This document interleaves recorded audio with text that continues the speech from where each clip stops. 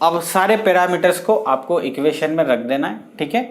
So equation में रखने के बाद आपकी इक्वेशन बनेगी, ए की वैल्यू आपकी आई है this is nothing but minus tau by S, ये इक्वेशन में पुट कर रहा हूँ मैं। बी की वैल्यू आपकी आई है 1, so this is nothing but S square. C की वैल्यू आई है आपकी tau square 1 plus S tau, 1 plus S tau, ठीक है। तो ये आपका पार्शियल फ्रैक्शन कर लिया आपने, ये आपने क्या कर लिया, ये आपने कर लिया है पार्शियल फ्रैक्शन, ठीक है, C of S. Standard format में कन्वर्ट करने के लिए पार्शियल फ्रैक्शन किया, ये स्टैंडर्ड फॉर्मेट में है yes. What about this, standard format में है यस। ये स्टैंडर्ड फॉर्मेट में जब टाउ बाहर आएगा तब आएगा। So tau square, tau will come out, so S plus 1 by tau, tau tau get cancel, so इसका भी स्टैंडर्ड फॉर्म हो गया ये, ठीक है। So this is nothing but C by S. Now आपको लेना है इनवर्स लाप्लास ट्रांसफॉर्म, ठीक है। तो सी ऑफ एस आपका यहाँ पे बन जाने वाला है C of T, C of T बन जाने वाला है, ठीक है। Minus tau by S is nothing but minus tau you of T बन गया आपका, ठीक है। आप इसकी यदि बात करेंगे, हाय हेलो, कैसे हैं आप लोग, कैसी चल रही है पढ़ाई, सब्जेक्ट में इंटरेस्ट आ रहा है कि नहीं। आई होप सब्जेक्ट में इंटरेस्ट आ रहा होगा, क्योंकि इसको इंटरेस्टिंग बनाने के लिए जी जान लगा दिया गया। बट क्वेश्चन ये है कि सर वीडियो के बीच में आप कहाँ से आ गए। छोटी सी इन्फॉर्मेशन देने के लिए आया हूँ। क्या आपको ऐसा लगा है कि समथिंग इज मिसिंग, कुछ लेक्चर मिस हो गया हो, तो इसकी पूरी कहानी क्लियर करता हूँ मैं इस वीडियो के माध्यम से। और आपको क्वेश्चन, आप में से कुछ लोगों का क्वेश्चन हो सकता है where are the missing lectures. पूरी कहानी सुनिए, क्या हुआ जब कंट्रोल सिस्टम जी सेंट्रिक ने लॉन्च किया था। पूरी कहानी सुनाता हूं। जब हमने कंट्रोल सिस्टम को लॉन्च किया था तो जी सेंट्रिक पे फ्री ऑफ कॉस्ट था, आज भी फ्री है बट नॉट टेक्निकली। मैं बताऊंगा कैसे। कंट्रोल सिस्टम जब लॉन्च हुआ था तो ऑल 131 लेक्चर्स, कंट्रोल सिस्टम पूरा 131 लेक्चर्स से बना हुआ है, 131 lectures were free of cost जब चैनल की शुरुआत हुई थी। तो उस टाइम पे बहुत सारे बच्चे लोग जान रहे होंगे, उस टाइम पे क्या होता था, चैनल को ग्रो करने के लिए हम आपसे क्या अर्ज करते थे, बहुत सारे इन बिटवीन वीडियो में आपने सुना भी होगा ना कि ऑनलाइन देखा करें, डाउनलोड ना करें। क्योंकि मैक्सिमम स्टूडेंट्स, यूट्यूब की जो एनालिटिक्स है उसमें मैक्सिमम स्टूडेंट्स डाउनलोड करके देखते हैं, ऑनलाइन नहीं देखते हैं। ऑनलाइन नहीं देखते तो चैनल को कैसे ग्रो मिलेगी, चैनल को कैसे इवन जो यूट्यूब का अर्निंग होता है वो मिलेगा। चैनल को अर्निंग नहीं मिलेगी तो कैसे ये फंक्शन काम करेगा, कैसे काम करेगा। इसलिए हमने क्या किया, हमने ऑल 131 लेक्चर्स को आफ्टर सम टाइम उन्हें एप्लीकेशन पे शिफ्ट कर दिया। कहाँ पे, एप्लीकेशन पे। जी हाँ, जी सेंट्रिक ऐप, प्ले स्टोर पे जाइए, एंड्रॉइड यूजर्स जी सेंट्रिक ऐप लिख देंगे या जी सेंट्रिक लिख देंगे, अपना एप्लीकेशन आ जाएगा, उसे डाउनलोड करिए। वहां पे इंटायर ऑल दिस 131 लेक्चर्स आपको कंट्रोल के मिलेंगे। यूट्यूब पे क्या है मैं बात करूंगा, लेकिन ये 131 लेक्चर्स कितने रुपए में है मालूम, सिर्फ और सिर्फ 199 रुपीज में। क्यों रखा ये प्राइस, ये प्राइस इसलिए रखा ताकि इस कॉन्सेप्ट को, G centric a step towards affordable education के कॉन्सेप्ट को हम जिंदा रख सकें। बराबर ना, कोई सी भी चीज हो उसे जिंदा रखने के लिए उसमें क्या फ्लो होना चाहिए, सिस्टम को चलाने के लिए उसको चलाने वाली entity that is the money, वो फ्लो होना जरूरी है। अब चूंकि बच्चे डाउनलोड करके देख रहे हैं, ऑनलाइन नहीं देख रहे, तो इसलिए हमने प्राइस भी ऐसा रखा कि बस इतना हो जाए। पहले इसको सिर्फ 99 किया था, अब ये 199 है, आने वाले समय में 299 हो जाएगा। तो इस सिस्टम को हम रन कर पाए, हम चीज़ों को अफोर्डेबल बना दिए आप लोगों के लिए। बस अब क्या, 199 में हम सिर्फ आपको ये 131 लेक्चर नहीं दे रहे, हम एक बहुत ही बेहतरीन कॉन्सेप्ट यहाँ पे लेके आए हैं, उसको मैं चर्चा करूँगा। लेकिन YouTube पे आप क्या है, फिर YouTube पे आप देख रहे हैं कि 131 लेक्चर्स तो नहीं है ना, तो फिर कितने हैं सर, 101 लेक्चर्स दिखाई दे रहे हैं। यस, 101 लेक्चर्स दिखाई दे रहे हैं, बट एक्चुअल में 101 नहीं है, सम लेक्चर्स आर मिसिंग, और एक्चुअल 88 लेक्चर्स हैं यूट्यूब पे कंट्रोल सिस्टम के, जिसमें से बीच में से कुछ मिस कर दिया गया। जो बच्चे 199 पे नहीं करना चाहते वो 88 देख सकते हैं। ये सफिशिएंट है, ये आपके लिए सफिशिएंट है। कॉन्सेप्ट को नहीं उड़ाया है, कुछ स्पेशल चीजें उड़ाई गई है, बट कॉन्सेप्ट जो है ना, maximum concept are there. 88 lectures, कुछ बच्चे हैं जिनके पास 199 अमाउंट नहीं है, तो कोई नहीं बच्चा, 88 लेक्चर्स देख लीजिए, मजा आ जाएगा, कोई इशू नहीं, ठीक है। लेकिन कहीं दिल के किसी कोने में जी सेंटी के प्रति रिस्पेक्ट हो, हमारे वर्क के प्रति आपके दिल में मोहब्बत हो, तो आप क्या कर सकते हैं, 199 रुपीज़ में ये 131 लेक्चर्स देख सकते हैं। इससे क्या होगा, इससे बूंद बूंद से घड़ा भर जाता है ना। ओके, ना 131 लेक्चर्स ही नहीं देंगे, इसके साथ साथ आपको, आप एप्लीकेशन पे जाइए, ये 4 चीज़ें आपको दिखाई दे रही है। देखिए इस पिक्चर में क्या क्या दिखाई दे रहा है सर, 131 वीडियो लेक्चर्स सबसे पहले दिखाई दे रहे हैं। उसके बाद आपको गेट बुक सीरीज मिलेगी। वाह, ये क्या चीज़ है, ये GATE book series test series है, जो कि गेट के प्रीवियस ईयर क्वेश्चन है, और कौन से, इंस्ट्रूमेंटेशन के, ईसी के, डबल ई के। मतलब कैन यू इमेजिन, आपने कंट्रोल सिस्टम पढ़ लिया, उसके बाद आप डबल ई, IN और ईसी के प्रीवियस ईयर क्वेश्चन वो बुक से नहीं कर रहे, नहीं, बुक के फॉर्म में गेट एग्जामिनेशन नहीं है। गेट एग्जामिनेशन तो टिक टिक वाला है, timer will be there, yes और नो। सो टाइमर के साथ, टाइम के साथ प्रैक्टिस करना है, तो टेस्ट के फॉर्म में प्रैक्टिस करना चाहिए। तो हमने तमाम सारे previous year questions IN, EC सभी हमने क्या कर दिया, टेस्ट के फॉर्म में कर दिया। इसको खोलो, टेस्ट दो। इसके बाद आपको मिलेंगे मॉक टेस्ट। देखो आप एप्लीकेशन डाउनलोड करोगे ना, तो उस पर्टिकुलर सब्जेक्ट में देखो मॉक टेस्ट भी अवेलेबल, ऐसे क्वेश्चंस जो गेट में नहीं आए हैं, बट वेरी स्पेशल क्वेश्चंस। तो हर एक सब्जेक्ट के ढेर सारे क्वेश्चंस, ढेर सारे, मोर देन 150 200 इतने सारे क्वेश्चन इस मॉक टेस्ट में आपको मिल रहे हैं। वाह, मतलब 131 लेक्चर्स भी देखो, गेट बुक सीरीज भी दो, मॉक टेस्ट भी दो, and the fourth one is आप इस पूरे कंट्रोल सिस्टम या किसी भी सब्जेक्ट के PDF नोट्स जो है ना, उन्हें डाउनलोड कर सकते हैं, शेयर कर सकते हैं, कॉपी पे जो करना है करो। बट ये 4 चीज आपका जी सेंट्रिक आपके सहयोग अमाउंट, सहयोग राशि 199 में आपको दे रहा है जी। 199 अभी है, आने वाले टाइम में 299 होगा, 399 होगा, बिल्कुल होगा, फिक्स्ड नहीं रहेगा। बट इतनी सारी चीज़ों में इतनी सारी चीज़ें आपका इंतजार कर रही हैं। तो जो बच्चे सपोर्ट, इसलिए हम इसको पेड कोर्स नहीं बोलते, हम इसको सपोर्ट प्राइस बोलते हैं। हम आपसे सपोर्ट प्राइस रखे हैं ताकि सिस्टम को रन कर सकें इन पर्टिकुलर सब्जेक्ट्स के लिए, बेसिक सब्जेक्ट्स के लिए। कौन कौन से बेसिक्स में, control, network, digital, mathematics, signal, aptitude, all these are the basic subject.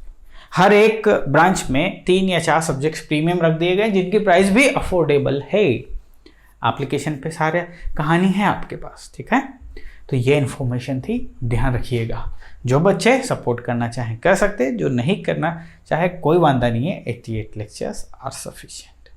Okay, bye bye. आप इसकी यदि बात करेंगे तो ये आपका T of T U of T बन गया। इसकी यदि बात करेंगे so this is nothing but tau e to the power minus T by tau U of T, ठीक है। तो ध्यान से यदि देखें तो C ऑफ T को थोड़ा सा रीअरेंज करूंगा मैं। आपका इनपुट वाला हिस्सा पहले लिख लिया, जो कि यूनिट रैंप था। ओके, यहाँ से माइनस लिखा मैंने, टाउ आउट ले लिया मैंने, ठीक है। इसको ऐसे मैं कर देता हूँ, 1 minus e to the power minus T by tau, this is nothing but tau U of T। कुछ मैंने ऐसा लिखा हुआ है। तो ये क्या है, ये output expression of the unit ramp input या रैंप रिस्पॉन्स आपने फाइंड किया हुआ है। रैंप रिस्पॉन्स फाइंड किया हुआ है आपने, जो कि है आपका ये। अब मान लो कोई एरर की बात करता, इसमें कोई एरर पूछता है आपसे, तो एरर क्या होता है, एरर होता है R of T minus C of T। Input क्या है आपका, इनपुट है आपका T U ऑफ T, उसमें से माइनस कर दो ये इंटायर इक्वेशन, तो आपके पास क्या बचने वाला है, ये इसको काटने वाला है, आपके पास बचेगा 1 minus e to the power minus T by tau, और यहाँ पे हो जाने वाला है टाउ U ऑफ T।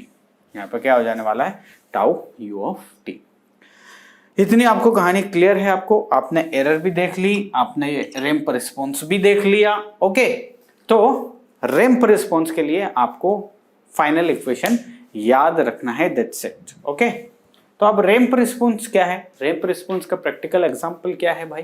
देखो, अच्छा चलो उससे पहले स्टेडी स्टेट एरर की भी बात कर लेता हूं, मतलब ई इनफाइनाइट की बात कर लेता हूं।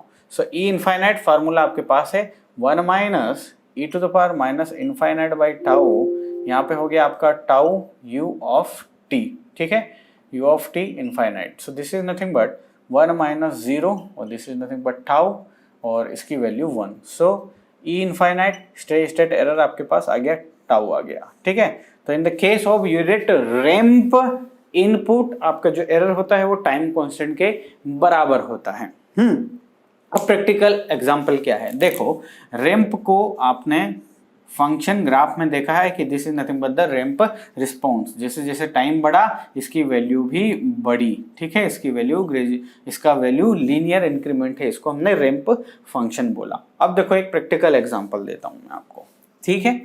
आपका एग्जांपल है कि आपने ये एक वेसल ले लिया है, इसमें एक ऑयल है,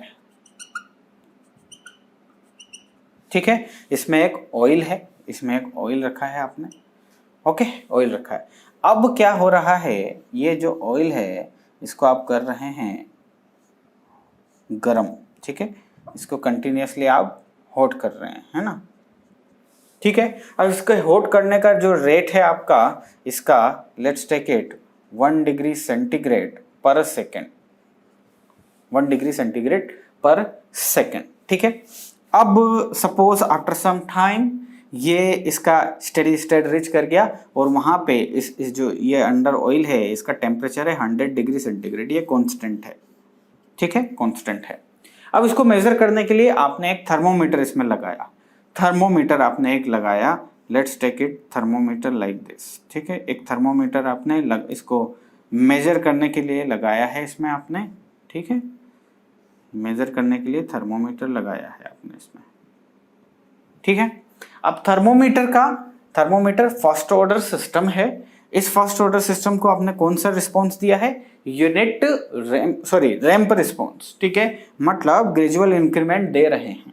तो जब ग्रेजुअल इंक्रीमेंट का फाइनल टच करेगा तब इसका रिस्पॉन्स क्या रहेगा। तो ये फर्स्ट ऑर्डर सिस्टम है, तो फर्स्ट ऑर्डर सिस्टम का कुछ टाइम कांस्टेंट है, इसका कुछ टाइम कांस्टेंट होगा आपके थर्मोमीटर का, यस और नो। अब t इक्वल टू इनफाइनाइट पे यदि इसके एरर की बात की जाए सिस्टम में, इसका काम है इसको मेजर करना, लेकिन t इक्वल टू इनफाइनाइट मतलब आफ्टर ए लॉन्ग टाइम आपसे पूछा जाए एरर क्या है, तो वो एरर हमेशा इस सिस्टम के, इस थर्मोमीटर के कारण टाउ की एरर हमेशा रहने वाली है, टाउ की एरर हमेशा रहने वाली है। मतलब सपोज इसका टाउ है 0.5 सेकेंड, 0.5 सेकेंड, हम अब यदि इसका टाउ है ना, इसका जो है टाइम बोले तो टाइम कांस्टेंट यदि 0.5 सेकेंड है और आपसे पूछे आउटपुट पे जब मेजर करेंगे तो टेम्परेचर एरर क्या होगा, तो देखो पर डिग्री रेस कितना हो रहा है, हर सेकंड में 1 डिग्री रेस हो रहा है।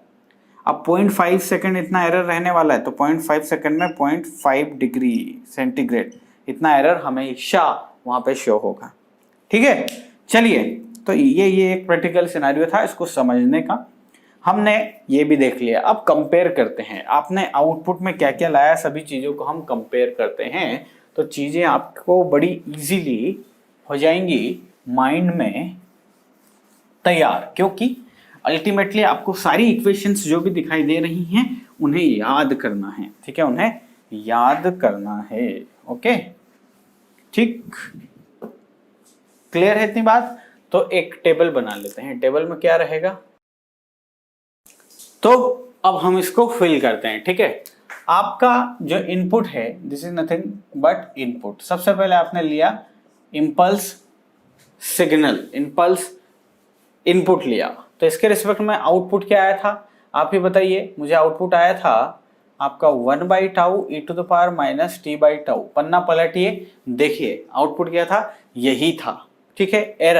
एरर यदि देखी थी तो वो थी del t minus e to the power this is nothing but tau minus t by tau you of t, यही था आपका error, this is nothing but u of t। यही आपका एरर था। ओके ठीक है, तो ये ओनली डिफाइंड है t इक्वल टू 0 पे, जहां पे सडन इम्पैक्ट हुआ है। अदरवाइज स्टेडी स्टेट की बात करोगे तो नॉट डिफाइंड। ठीक है, नॉट डिफाइंड। ठीक है, why? Because input is not present over the infinite. ठीक है, चलिए इसके बाद आपने दिया u ऑफ t। सो u ऑफ t का जो रिस्पॉन्स था वो आपको मिला u of t minus e to the power minus t by tau u of t। ठीक है, यही आउटपुट आपको यहां मिला ना, यही आउटपुट मिला। तो इसे ही आपने शॉर्टकट में लिखा ना 1 minus e to the power minus t by tau you of t. Yes और नो? आपने एरर जब निकाला था तो एरर क्या आया यहाँ पे? एरर आया था आपका e to the power minus t by tau you of t. यही एरर आया था। स्टेडी स्टेट एरर की यदि बात करोगे तो वो क्या आएगा? 0। वो क्या आएगा? 0 आएगा। ठीक है, इसके बाद आपने यूनिट स्टेप इनपुट लिया था तो उसके रिस्पेक्ट में देख लिया आपने। अब हम रैंप सिग्नल की बात करते हैं। जो इनपुट था वो था रैंप आर ऑफ टी। ठीक है, जो कि टी, आप इसको ऐसा लिख लीजिए, this is nothing but t u of T. Okay, चलिए इसके रिस्पेक्ट में आउटपुट आप निकाल के लाए थे, जो कि क्या था? जो कि था आपका ramp input minus tau and 1 minus e to the power minus t by tau you of t. ठीक है, यही आपका आउटपुट था। इसमें आप जब बात किए थे एरर की, तो एरर आपका आया था tau 1 minus e to the power minus t by tau you of t, ये एरर था। ठीक है, स्टेडी स्टेट एरर की बात किए थे तो वो टाउ था, that is nothing but time constant के बराबर, टाइम कांस्टेंट के बराबर। ओके माय डियर फ्रेंड्स, अब आप यदि पैराबोला यदि यहाँ पे लोगे, यदि पैराबोला इनपुट आप लोगे T square by 2 you of T parabola, तो इसको डिराइव नहीं किया लेकिन हम डायरेक्टली लिख सकते हैं। कैसे? देखना, या मैं आपको याद रखने का तरीका बताता हूँ। देखो, इम्पल्स रिस्पॉन्स के लिए आउटपुट क्या है? 1 by tau e to the power minus t by tau you of t. ठीक है, ये यदि याद है तो ये सारे याद हो जाएंगे। कैसे? अब देखो, इसको निकालने के लिए, यूनिट स्टेप को निकालने के लिए यूनिट स्टेप में से माइनस कर देना है tau multiply with the previous response. ठीक है, मैं क्या बोला? आपको ये रिस्पॉन्स चाहिए ना, स्टेप रिस्पॉन्स चाहिए, तो आपको क्या करा? स्टेप इनपुट, जो इनपुट था वो minus tau multiply with this previous input. So tau से इसको मल्टीप्लाई करेंगे तो आपके पास बचेगा e to the power minus t by tau you of t. अब जैसे कि हम रैंप रिस्पॉन्स की बात कर रहे हैं, तो रैंप रिस्पॉन्स निकालने के लिए आपका रैंप इनपुट माइनस ये प्रीवियस आउटपुट है, तो इसमें टाउ का मल्टीप्लाई कीजिए और पूरे को लिख दीजिए। टाउ इंटू, देखो पूरा लिखा हुआ है, यस और नो? अब इसकी बात करते हैं, इसके आउटपुट की बात करते हैं। तो इसका आउटपुट क्या हो जाएगा? पहले तो इसका इनपुट लिख दीजिए T square by 2 you of t minus ये जो इंटायर आपका ये जो लिखा हुआ है इसमें आपको टाउ से मल्टीप्लाई कर देना है। So this is nothing but t u of t minus tau 1 minus e to the power minus t by tau. ठीक है, और ये याद रखने का मस्त और आसान तरीका, ठीक है, जो मैंने बोला उसको फील करिए। ओके, चलिए आप एरर की बात करेंगे।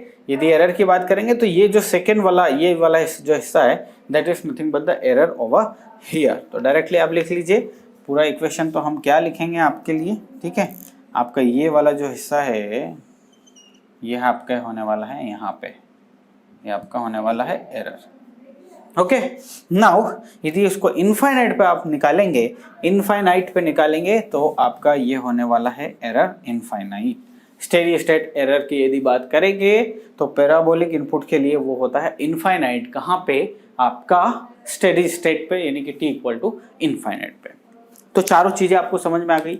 फर्स्ट ऑर्डर सिस्टम को आपने 4 टाइप के इनपुट्स दिए, यूनिट इम्पल्स दिया, यूनिट स्टेप दिया, यूनिट रैंप दिया और आपने पैराबोलिक इनपुट दिया। तो 4 रिस्पॉन्स आपने देखे, तो चारों के रिस्पॉन्स ये रहे आपके सामने। इक्वेशन आपको याद रखना है, बहुत ही यूजफुल है, ठीक है। आपने एरर भी डिफाइन कर दिया, एरर डिफाइन करने के बाद आपने स्टेडी स्टेट एरर को डिफाइन किया, तो steady state error is nothing but या आपने लिखा था। चलिए मान लो ये जो एरर लिखा है इसको आप लिखते हैं कि e of t is nothing but आपका input r of t minus c of t होता है, ये आपको ध्यान रहना चाहिए, ठीक है। ओके माय डियर फ्रेंड्स, तो ये आउटकम था। अब हम एंट्री करेंगे सेकेंड ऑर्डर सिस्टम में। सेकेंड ऑर्डर सिस्टम को आप इसी टाइप के इनपुट्स देने वाले हैं और उसका रिस्पॉन्स चेक करने वाले हैं, ठीक है। तो चलिए इनको इरेज करके मैं सेकेंड ऑर्डर सिस्टम आपको समझाता हूं, ठीक है। सेकेंड ऑर्डर सिस्टम की बात करते हैं। तो अगेन आपको एक फॉरवर्ड ब्लॉक चाहिए। तो forward block second order system में जो होता है that is nothing but omega n square divide by s square plus 2 zeta omega n s, ठीक है माय डियर फ्रेंड्स। ये हो गया आपका forward block. Second order system को हम डिफाइन करने जा रहे हैं। Second order system, you are interested in the close loop transfer function, ठीक है, close loop transfer function, okay. तो हियर आप अप्लाई करेंगे इनपुट, ठीक है। ये आपने लिया नेगेटिव फीडबैक और आपने फीडबैक लिया है यूनिटी फीडबैक। आपने कौन सा फीडबैक लिया? यूनिटी फीडबैक लिया है, ठीक है। This is nothing but C of S, input दिया आपने R of S, unity feedback है तो ये हो जाने वाला है ई ऑफ एस, ठीक है। तो सेकेंड ऑर्डर सिस्टम की बात करें तो सेकेंड ऑर्डर सिस्टम को यदि आप क्लोज लूप ट्रांसफर फंक्शन इसका निकालेंगे, क्लोज लूप ट्रांसफर फंक्शन, तो क्लोज लूप ट्रांसफर फंक्शन आप निकालेंगे तो वो आने वाला है omega n square divide by s square plus 2 zeta omega n s plus omega n square. इसका ट्रांसफर फंक्शन फाइंड कर लीजिए। तो ये है आपका क्लोज लूप ट्रांसफर फंक्शन। तो हेडिंग क्या है? Second order. अब देख लीजिए इसका ऑर्डर क्या है। इसका जो ऑर्डर है वो है, ऑर्डर क्या है इसका?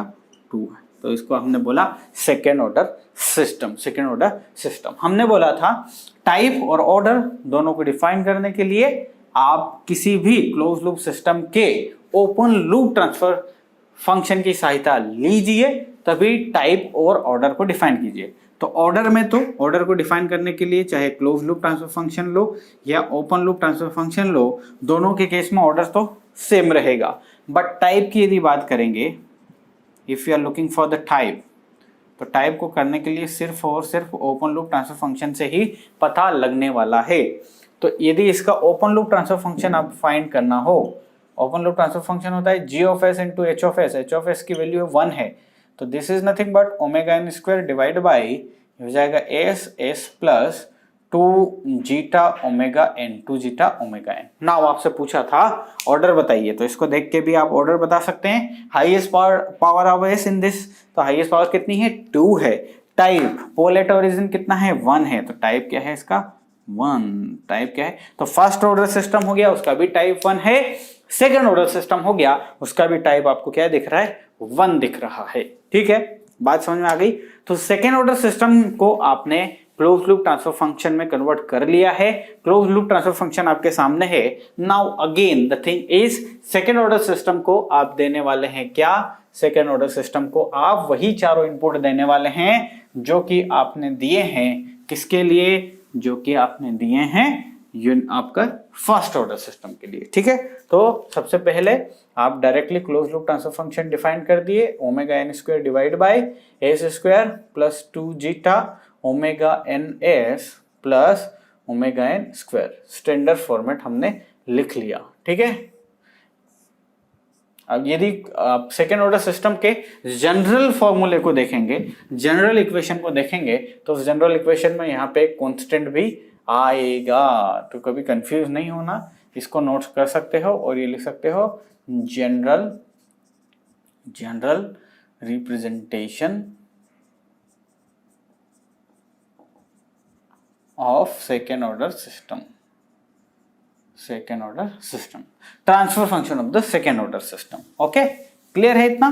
चलिए, इतनी बात क्लियर है आपको, ठीक है।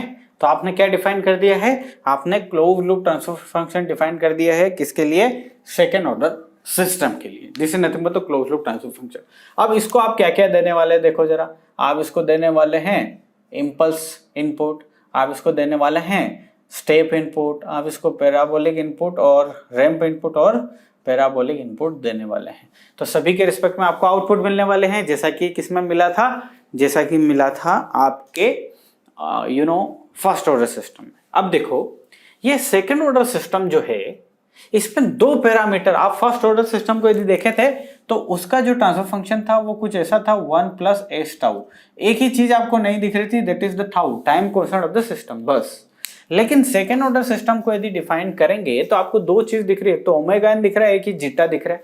तो ये क्या बला है भाई, ओमेगा एन और जीटा क्या है, सेकेंड ऑर्डर सिस्टम कंट्रोल होता है आपका जीटा और ओमेगा एन से। इनपुट कुछ भी दे लो, आउटपुट जो भी आएगा उसको डिसाइड किसको करना है, ओमेगा एन और जीटा को। तो सबसे पहले जीटा और ओमेगा एन क्या होता है वो देख लेते हैं। ओमेगा एन जो है वो नेचुरल फ्रीक्वेंसी ऑफ ऑसिलेशन है, natural frequency of oscillation, natural frequency of oscillation.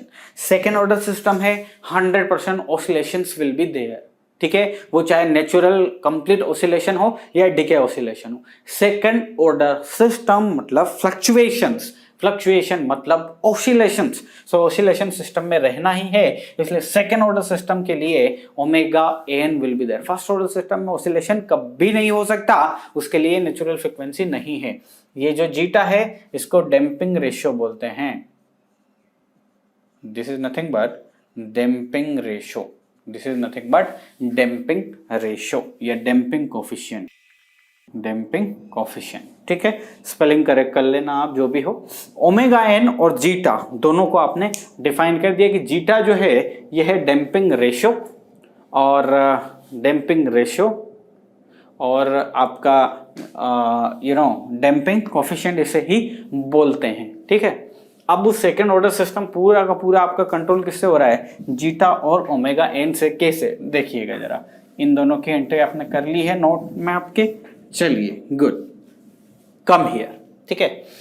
आप क्या कर रहे हैं, आप यूनिट इंपल्स इनपुट दे रहे हैं नाउ, तो आप सेकेंड ऑर्डर सिस्टम का आप देखेंगे time domain analysis of the second order system, और फर्स्ट जो आप देखेंगे वो देखेंगे इंपल्स रिस्पॉन्स। आप देखने वाले हैं इंपल्स रिस्पॉन्स देखने वाले हैं, ठीक है, इंपल्स रिस्पॉन्स देखने वाले हैं। चलिए इंपल्स रिस्पॉन्स देखते हैं, सी ऑफ एस। तो सी ऑफ एस क्या होगा मेरे dear friends, omega n square divide by s square plus 2 zeta omega n s plus omega n square multiply with input कितना है 1, तो फाइनली क्या आया 1 आया। ये है आपका। अब देखो जरा ये इंटायर जो इक्वेशन है ये डिसाइड जो इसका हो रहा है जीटा और ओमेगा एन से हो रहा है, यस और नो, यस और नो। देखो जीटा की अलग अलग वैल्यू के लिए आपके पोल्स अलग अलग हो सकते हैं सिस्टम में। सिस्टम को आपको चेक करना तो आप उसके पोल्स से समझते हैं सिस्टम स्टेबल है या नहीं, उसके टाइम कांस्टेंट की बात करते हैं तो भी आप पोल्स देखते हैं, ठीक है। अब आप देखो इसकी कैरेक्टरिस्टिक इक्वेशन क्या हो गई, s square plus 2 zeta omega n s plus omega n square equal to 0। अब मुझे बताइए जीटा की अलग अलग वैल्यू के लिए क्या ये डिफाइन नहीं है। देखो मान लो जीटा की वैल्यू 0 हो गई, मान लो जीटा की वैल्यू आपकी लेस देन 0 हो गई, लेस देन 0 हो गई, मान लो जीटा की वैल्यू ग्रेटर देन 0 हो गई, ठीक है, अलग अलग कंडीशन है, ठीक है। तो जीटा की आप 0 से 1 कंडीशन भी देखते हैं, जीटा ग्रेटर देन 1 भी देखते हैं, अलग अलग कंडीशन में आप सिस्टम को चेक कर सकते हैं। एक रेंज आपने डिफाइन कर ली, उसमें आप सिस्टम को डिफाइन कर सकते हैं सिस्टम कैसा बिहेव करता है। तो आप देखो, आप इंपल्स रिस्पॉन्स की बात करने जा रहे थे, अब आपका ढेर सारे इंपल्स रिस्पॉन्स हो सकते हैं based on zeta value, yes और नो। जीटा की वैल्यू 0 होगी तो इंपल्स रिस्पॉन्स निकाल सकते हो, जीटा की वैल्यू लेस देन 0 होगी तो इंपल्स रिस्पॉन्स निकाल सकते हो, यहाँ पे इंपल्स रिस्पॉन्स निकाल सकते हो, यहाँ पे इंपल्स, और there are so many impulse responses कौन आपको सिस्टम को कंट्रोल कर रहा है? जीटा। तो सेकेंड ऑर्डर सिस्टम जो है, that is second order system का जो बिहेवियर है controlled by the zeta damping ratio या डैम्पिंग कोएफिशिएंट। ठीक है, अब हम नेक्स्ट लेक्चर में जीटा की डिफरेंट वैल्यूज के लिए इसको समझने वाले हैं। ठीक है, मिलते हैं नेक्स्ट लेक्चर में। Till then take care and bye.